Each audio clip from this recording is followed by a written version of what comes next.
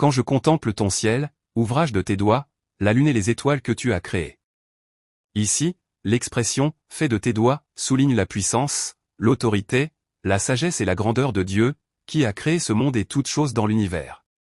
En d'autres termes, le fait que David ne dise pas « fais de tes mains » mais « fais de tes doigts » signifie que la puissance, l'autorité, la sagesse et la grandeur de notre Dieu dépassent notre imagination, notre compréhension et notre jugement humain.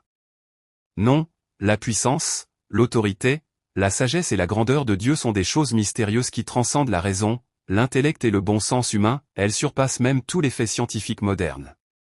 En effet, notre Dieu pourrait créer autant d'univers qu'il le désire. Si Dieu mobilisait toute sa puissance et son autorité, il pourrait facilement créer des dizaines de milliers, voire des centaines de millions, d'univers aussi vastes. Non, notre Dieu est un Dieu différent de nous, ses créatures. Alors, comment pouvons-nous, ces créatures, sonder et juger la puissance, l'autorité et la grandeur de ce Dieu créateur?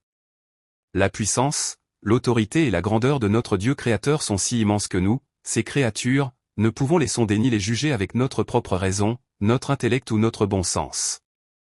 Si c'est vrai, pourquoi David dit-il de telles choses ici? La question est, pour un Dieu capable de créer des milliers, voire des milliards, d'univers aussi vastes, la naissance virginale de son Fils unique par le Saint-Esprit, sa résurrection d'entre les morts, son ascension, ou la résurrection de nos morts avec des corps spirituels à la fin du monde, entrant au ciel et vivant éternellement, de telles choses pourraient-elles être considérées comme significatives? Au contraire, notre Dieu est capable non seulement de ces choses, mais de choses encore plus grandes, s'il le choisit. Cliquez sur le nom de l'Église pour en savoir plus.